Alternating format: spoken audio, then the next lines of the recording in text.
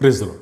આજે આપણે લુક 24 અને તેની 31મી કલમમાંથી પ્રભુના વચનો જોવાના છે. વચન આ પ્રમાણે છે, ત્યારે તેઓની આંખો ઉઘડી અને તેઓએ તેમને ઓળખ્યા, પણ તે તેઓની દ્રષ્ટિમાંથી અદૃશ્ય થઈ ગયા. આમીન. આ પ્રભુનું વચન છે. લુક 24 તેની 31મી કલમ. મેડિકલ સાયન્સમાં એક શબ્દ છે પ્રોસોપેગ્નોસિયા. એક ન્યુરોલોજિકલ કન્ડિશન છે કે જેમાં જે પેશન્ટ છે, જે વ્યક્તિ છે, એ ચહેરાઓ એ ઓળખી શકતી નથી, એમને ચહેરાઓ એ યાદ રહી શકતા નથી. અને આપણે અહીંયા જોઈએ છે કે લુક 24મા અધ્યાયમાં જે શિષ્યો છે એ એમ્મોસના રસ્તે જાય છે, એમની સાથે પ્રભુ ઈસુ ખ્રિસ્ત એમની સાથે ચાલે છે, એમની સાથે વાતચીત કરે છે, પણ ઈસુ એ એમની સાથે છે, એમની સાથે ચાલે છે, એમની સાથે વાતચીત કરે છે, એ બધી જ બાબતો તેઓ જોઈ શકતા નથી, ઈસુને ઓળખી શકતા નથી. કારણ કે લુક 24 અને 31 કહે છે કે તેઓની આંખો ઉઘડી અને તેઓએ તેમને ઓળખ્યા.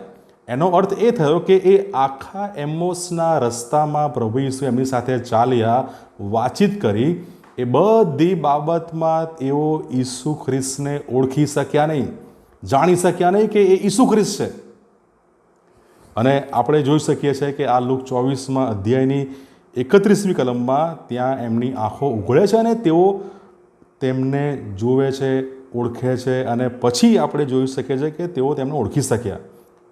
ત્યાં સુધી ઈસુ કોણ છે એમની સમજ, ઓળખ એમની પાસે નહોતી. અને ઘણી બધી રીતે જૂના કરારના પુસ્તકોમાં પણ પ્રભુ ઈસુ ખ્રિસ્તની ઓળખ છે, અને એ સમયના લોકો એ પ્રભુ ઈસુ ખ્રિસ્ત એમની સાથે રહ્યા તેમ છતાં પણ એ લોકો પ્રભુ ઈસુ ખ્રિસ્તને ઓળખી શક્યા નહીં. અને આજે પણ આપણે ઘણી બધી વખતે, ઘણી બધી રીતે આપણે પ્રભુ ઈસુ ખ્રિસ્તને ઓળખી શકતા નથી. તે આપણી આસપાસ હોય છે, તે પવિત્ર શાસ્ત્ર વચનોમાં હોય છે, એ પ્રાર્થનામાં આપણને મળે છે, પણ આપણે તેમને ઓળખી શકતા નથી.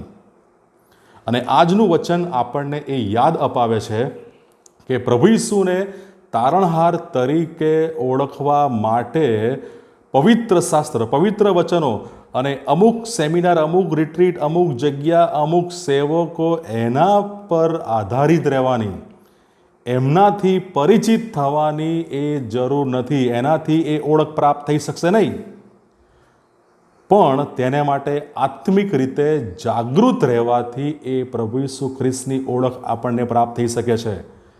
પવિત્ર શાસ્ત્ર તમે રોજ વાંચતા હો, પણ જ્યાં સુધી આપણે આત્મિક રીતે જાગૃત નહીં બનીએ, નહીં થઈએ, ત્યાં સુધી આપણને પવિત્ર ઈશ્વર પ્રભુ ઈસુ ખ્રિસ્ત એમની ઓળખ એ થઈ શકશે નહીં.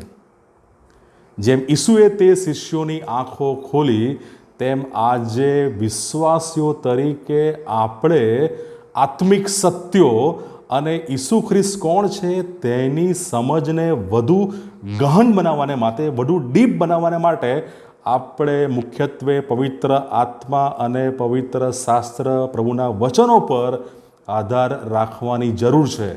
નહીં કે કોઈ વ્યક્તિ, કોઈ સ્થળ અથવા કોઈ બીજી કોઈ બાબત. એનાથી પ્રભુ ઈસુ ખ્રિસ્તની ઓળખ મળશે નહીં, પણ એકમાત્ર પ્રભુ ઈસુ ખ્રિસ્તના પવિત્ર વચનો, પવિત્ર આત્મા, ઈશ્વરની દોરવણી, તેમનાથી આપણે પ્રભુ ઈસુ ખ્રિસ્તની ઓળખમાં, એ સંબંધમાં આપણે આવી શકીએ છીએ.